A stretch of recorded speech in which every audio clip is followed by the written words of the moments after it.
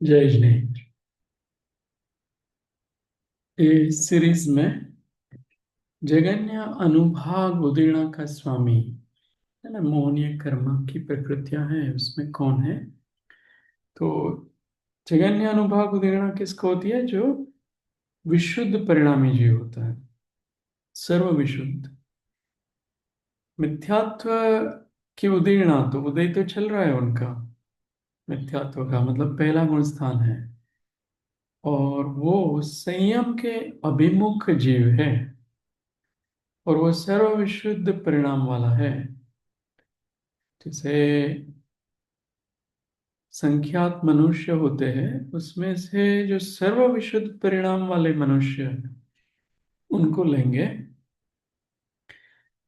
वो मिथ्यात्व की जगन्य उदीर्णा करते हैं।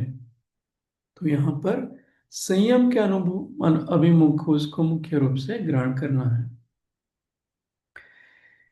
वो जीव अभी सम्यक दृष्टि बन रहा है, अभी तो मिथ्या दृष्टि था, उसमें से सम्यक दृष्टि भी बन रहा है और मुनि भी बन रहा है। द्रव्य रूप से मुनि हो सकता है पहले से, और सम्यक दर्शन प्राप्त करने से 28 मूल गुण का भी पालन जो जीव कर रहा है, वो मिथ्यात्व की जगन्य उदीर्णा करेगा, है ना। मतलब अभी मिथ्या दृष्टि है, वो अंतिम समय उनका चल रहा है मिथ्या दर्शन वाला, फिर सम्यक दृष्टि बन रहा है। तो वो मिथ्यात्व अवस्था में वो समय पे जगन्य अनुभाग उदीर्णा कर रहा है। उसको और भी एक डायग्राम से देखे तो ये चार प्रकार के अनुभाग होते हैं ना, दारू, लता दारू, अस्थि, शैल। तो वो जीव है, वो इसमें से चतुर्स्थानी है, उसमें से इतना कम अनुभाग अभी लास्ट में उदय आ रहा है। चूंकि मिथ्यात्व है, वो सर्वघाती स्पर्धक वाली प्रकृति है, तो उनको दारू का बहुभाग है, उसमें से थोड़ा उदय तो आएगा, क्योंकि वो सर्वघाती स्पर्धक उसमें पाए जाते हैं। तो वो सम्यक दर्शन का घात तो करेगा, आत्मा के श्रद्धान गुण का घात तो करेगा, आत्मा अनात्मा का जो भेद विज्ञान जैसा सम्यक दृष्टि को होता है, सात तत्व नौ पदार्थ का जैसा श्रद्धान होता है, वैसा नहीं होने देता है। लेकिन यहाँ पर सबसे कम अनुभाग वाला उदय आ रहा है, जो संयम के सन्मुख है जो जीव। ऐसा नहीं बताया कि पहले से चौथे गुण स्थान वाला जो जीव है, वो भी जाने वाला है चौथे में, उसका जगन्य अनुभाग वो नहीं बताया। पहले से सातवें में जो जा रहा है ना, वो जीव की यहाँ विवक्षा है। फिर सम्यक्त्व का जगन्य अनुभाग उदीर्णा कब होती है? जो क्षयिक सम्यक दर्शन प्राप्त करने वाला है ना, जो दर्शन मोहनी की क्षपणा कर रहा है, तो उनको सम्यक्त्व प्रकृति जो आखिर में जितनी बची है, उनकी वो क्षपणा करके क्षायिक बन जाएगा। फिर तीनों प्रकार के दर्शन मोहनीय सत्ता में ही नहीं रहेंगे। तो एक समय एक आवली जब बचती है, तब ऐसा होता है कि उदीर्णा जो है वो जघन्य है, क्योंकि अंतिम आवली में तो उदीर्णा नहीं होती है। तो वैसे विशुद्ध परिणाम को यहाँ मुख्य रूप से हमें ध्यान में रखना है।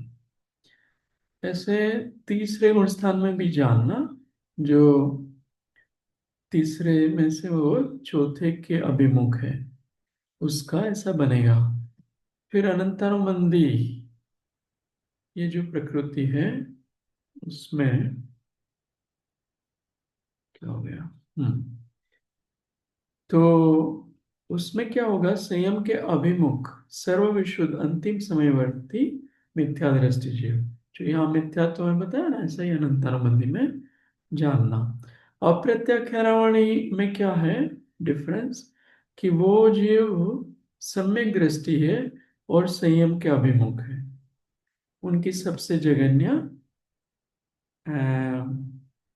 अप्रत्याख्यानावणी कषय कषाय की उदीर्णा होगी। सेम ही हो गया, फिर उनका अनुदयी हो जाएगा, तो उदय उदीर्णा नहीं होता। प्रत्याख्यानावरण में भी ऐसा ही है।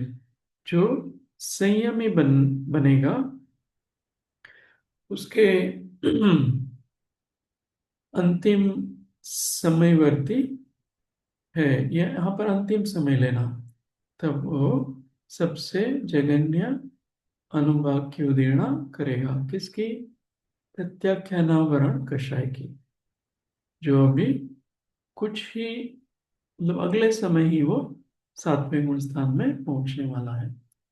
उस पर चिंतन कर सकते हैं कि वो मुनि बनना जो है वो कितना बड़ा उनका मतलब परिणाम जो है वो कितने ज्यादा विशुद्ध होते होंगे, कि वो ठान लेता होगा मन में कि मुझे कोई भी अभी पाप नहीं करने हैं, छह कई जीवों की हिंसा नहीं करनी है, असत्य नहीं बोलना, चोरी नहीं करनी है, कुशील का सेवन नहीं करना है, कोई भी परिग्रह नहीं रखना है, सब पापों का त्याग है ना, इतने विशुद्ध परिणाम, और आत्म स्वभाव में रहना है, उस तरह के परिणाम होंगे वो जीव के।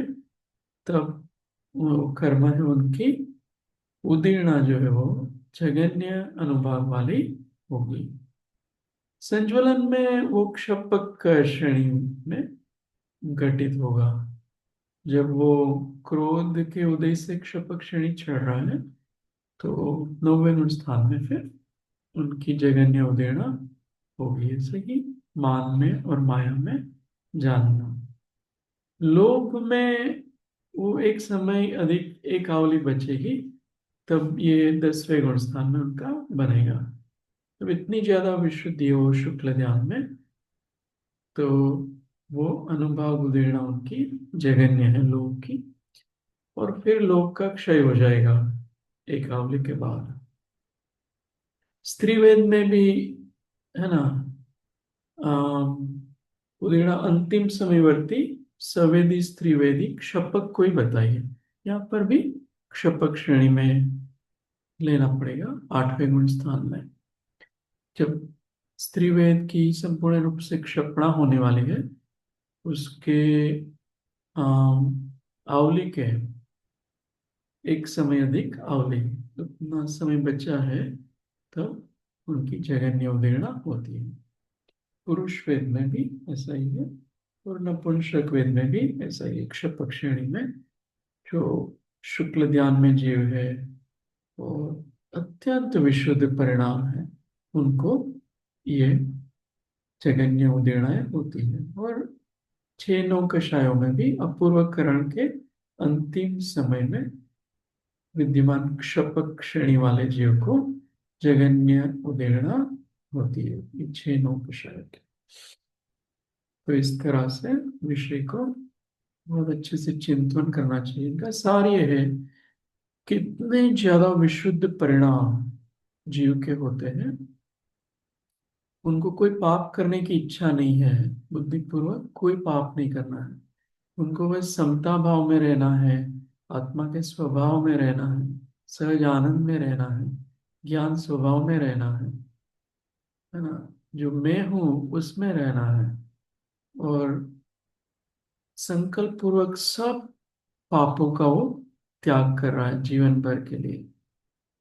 तो हम भी इतने विशुद्ध परिणाम हमारे भी हो, यही मंगल भावना के साथ सबको जय जिनेन्द्र।